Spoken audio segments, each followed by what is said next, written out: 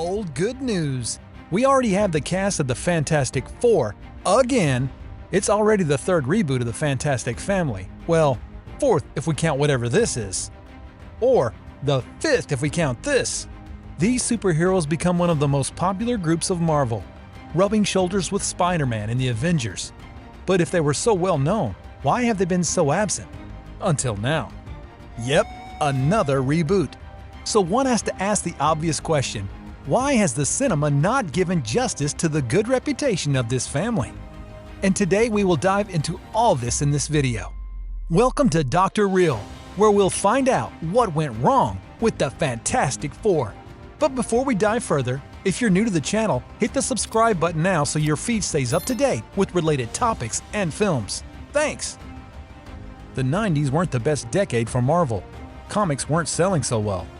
Their attempts to get into the movies weren't working, and DC was getting ahead of them, causing Marvel to declare bankruptcy, having to sell their most famous characters, leading to the well-known purchase, yep, Spider-Man was sold to Sony. And Fox got the X-Men, and yes, the Fantastic Four. So now, okay great, the first Fantastic Four movie was in production, right? Well, I'm sorry to say that no. Fox didn't make the first movie of the super team. Constantine Films did. They got the go-ahead, and with that, in front of Fox in that race. Constantine Films owned the film rights to the Fantastic Four many years before. The problem was that they had a deadline to produce this movie, and Constantine's low budget made the movie keep getting postponed until the budget was adequate. But what was the problem?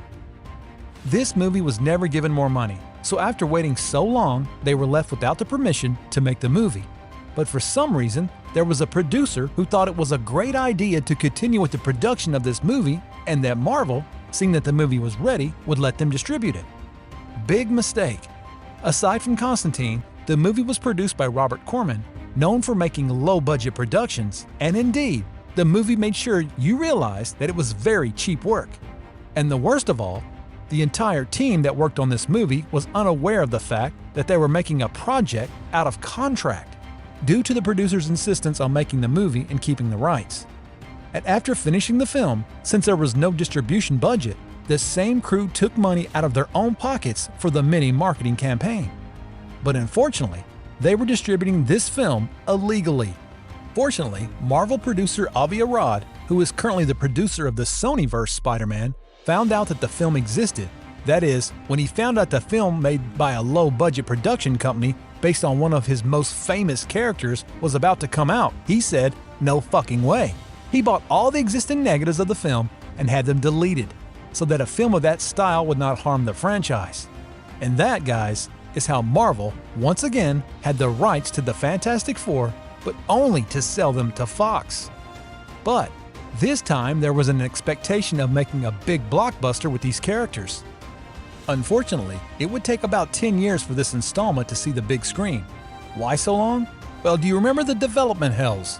Those pre-productions that take longer than they should? That can be many years and still there is no script? Examples of development hells are Black Adam, Captain America, Brave New World, and The Gambit. Movies that never came out on time, and so the Fantastic Four movie also entered into the same hell. Many scripts were written, many directors were discussed, from Chris Columbus from Home Alone to Peyton Reed from Ant-Man, but they still couldn't reach an agreement, until finally in 2005, the film was released with Tim Story from Taxi as director. And its cast included top figures from the show business of the time like Jessica Alba and emerging stars like the great Chris Evans. No, he was not Captain America then. The film was released, but unfortunately failed to be a mega hit, being criticized for having a story that was not at all complex, weird special effects, and a villain that does not represent a great threat. But despite everything, it was accepted as a film that manages to entertain, and also it achieved a very favorable box office, so a sequel was business-wise a sure thing. This second installment showed us the Silver Surfer and slightly, very fucking slightly, Galactus. Comic book fans will understand my frustration. And despite the things that this new installment promised, it was a great disappointment for the fans. Fantastic Four and the Silver Surfer was harshly criticized, especially since it's rather a disorganized story, a rather silly humor. And dude, seriously, how can they tell us that this cloud is Galactus? Numbers don't lie. and its box office takings were lower than its predecessor. So this movie was a hard blow for Fox, but of course, that wasn't the worst. 20th Century Fox decided to cancel this specific saga so it is not to make things worse for the brand. And so 2 years later, they decided to give the green light to the development of a reboot of the Super Team with fresh faces and a clean slate. But again, it took years for them to have a proper script for the movie, so that it would finally be made. In 2015, they brought us the new version of Fantastic Four, a different cast, a different director, a different tone, and wow, a failure worse than the previous one. This film, starring industry heavyweights like Miles Teller, Michael B. Jordan, sought to give the saga a more mature tone and thus be able to rub shoulders with other MCU hits, like Captain America the Winter Soldier or Ant-Man.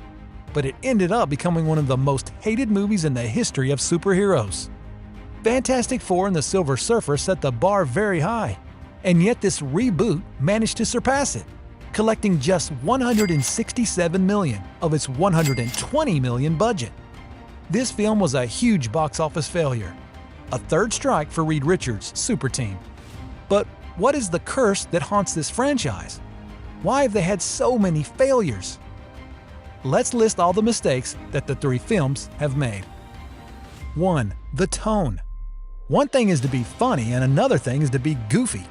The first Fantastic Four movies had many moments that were almost goofy, like Mr. Elastic dancing at his bachelor party, or the Invisible Woman naked in the middle of the street, though many fans didn't mind that part. But anyway, there were things that were out of place in the movie, making them more cringeworthy than funny. On the other side of the coin, the 2015 reboot was too serious, making the movie boring at times, something that every superhero movie should avoid. 2. The special effects. It must be clear that the Fantastic Four have very cartoonish situations, so it's a great challenge to bring them to the big screen, and we regret to say that this work was not so well done, having things like this. Although there are some moments that can be saved, like Miles Teller's Mr. Elastic changing face, they also give us things like Galactus, who, since there was no time to give him a body or at least a face, was simply represented as a fucking cloud, making these films require a lot to be desired on a visual level. 3. The stories. Although there are hundreds of possible stories to make about this group, the cinema has always chosen the worst for them. There may be exceptions to this, like the Thing being rejected by his wife, making a truly sad scene. But in the rest of the film, they take 80% of the time to have a lot of dialogue to raise the conflicts, and in the end they give us a fight that ends up being quite disappointing. And this formula is repeated in the three films, taking away a lot of the entertaining factor from the films. 4. The competition.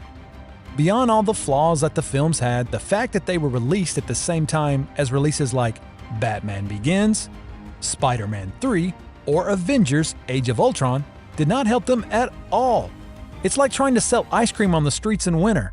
Some people might appreciate it, but come the fuck on! What are you thinking? So you, Marvel fan, may have a bad image of this family of superheroes, but hey, don't be carried away by what you've seen on the big screen so far, as they've just had bad representation and luck. The Fantastic Four have a huge potential to be taken advantage of, and we hope that Marvel knows how to make a home run next year. With a first-class cast, and among many things, we have the big dog, the return of Robert Downey Jr. to the MCU. That has to be the biggest wild card we have ever seen, ever. And that's it for now. But share your thoughts in the comments. Why do you think the previous Fantastic Four movies failed? Do you think their next installment will be a success? Or will it fall back into the same hole as the previous ones? And if you're new to the channel, you need to hit the subscribe button and tell us what movies or series you'd like us to deep dive into next. This video is made by movie fans, for movie fans.